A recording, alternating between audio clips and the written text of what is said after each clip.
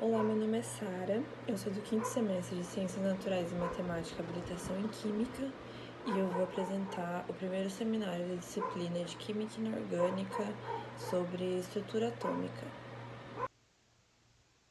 Então, iniciando a apresentação sobre as estruturas atômicas, dando início com a introdução aos modelos atômicos. Então, o primeiro modelo foi o modelo de Demócrito, que foi o primeiro a descrever o átomo, que era, em sua teoria, a menor partícula possível, sendo eles idênticos e indivisíveis. Já o segundo modelo, o modelo posterior, foi o modelo de Dalton. E em Dalton pode-se constatar o modelo atômico como uma partícula esférica, maciça e indivisível, que ficou popularmente conhecida como bola de bilhar. Assim ele passou a representar os átomos dos elementos de sua época, dos elementos conhecidos em sua época, por meio de símbolos esféricos, da mesma forma que está mostrando aqui na figura. Então, por conseguinte, surgiu o modelo de Thomson. Thomson propôs um modelo onde ele constatou a carga do elétron, a presença de partículas com carga, que são os elétrons. Seu modelo é popularmente conhecido como o pudim de passas, o pudim de passas, uma vez que nele há a presença de elétrons incrustados em uma esfera positiva. Além disso, para ele, o átomo é divisível, o que difere o modelo de Thomson do modelo anterior, que é o modelo de Dalton. Então, por conseguinte, nós temos o modelo de Rutherford, que é também conhecido como modelo do Sistema Solar, que foi constatado através de um experimento que possui 3 componentes, sendo o primeiro dele uma amostra de polônio, que era o emissor de radiação alfa, que foi colocado em um bloco de chumbo. Nele havia um orifício por meio do qual passava a radiação. O segundo componente era uma lâmina finíssima de ouro que foi posicionada à frente da caixa de chumbo. E o terceiro e último componente era uma placa metálica com material fluorescente, no caso sulfeto de zinco, que foi posicionado atrás, ao lado e um pouco à frente da lâmina de ouro.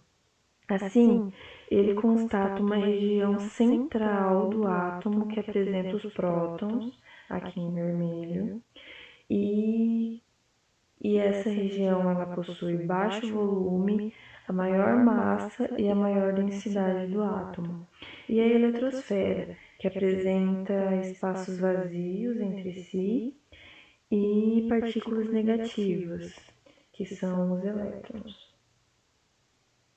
Por conseguinte, tem o modelo de Bohr, que é um aperfeiçoamento do modelo anterior.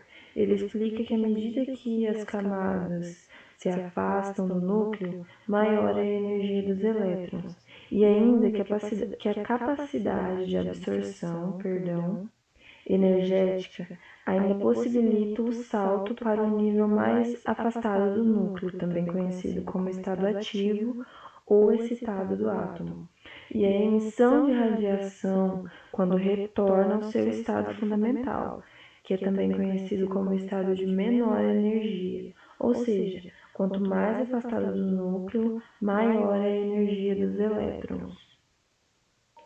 Após postulado o modelo de Bohr, surge o modelo de Schrödinger, que apresentou o modelo de orbital tridimensional, como mostrado aqui na figura, para cada um dos subníveis de energia e que possibilita a compreensão dos fenômenos de hibridização em átomos de carbono, que permitiu a determinação da geometria molecular de diversas substâncias químicas. Aqui eu trouxe a representação de um orbital tridimensional D. Dando sequência ao estudo de estruturas atômicas, nós devemos introduzir o termo mecânica quântica. Então, eu trouxe uma citação aqui, uma frase de Niels Bohr, que ele dizia que devemos ser claros que quando se trata de átomos, a linguagem só pode ser usada como poesia. Então, na mecânica quântica, pode-se constatar a dualidade onda-partícula, na qual Schrödinger propôs o modelo, o modelo da mecânica quântica para o átomo, na qual ele propõe um comportamento dual do átomo e trata os elétrons como onda. Sendo assim, um orbital atômico é a região do átomo que possui a localização mais possível do elétron. Então, assim, dando sequência pelo princípio da incerteza de Heisenberg, pode-se afirmar que não podemos saber ambos, a energia e a posição do elétron.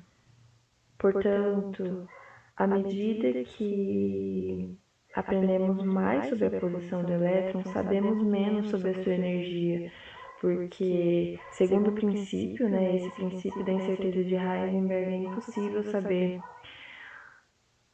ao mesmo tempo onde o elétron está e qual energia ele carrega. Aqui eu trouxe os 4 tipos de orbitais, S, P, D e F, e as suas representações tridimensionais. Por conseguinte, nós devemos dar início ao estudo da classificação dos elementos na tabela periódica. Aqui eu trouxe essa tabela ilustrada com o principal ou um dos principais usos de cada um dos elementos da tabela. Por exemplo, aqui o oxigênio no ar, o oxigênio atmosférico.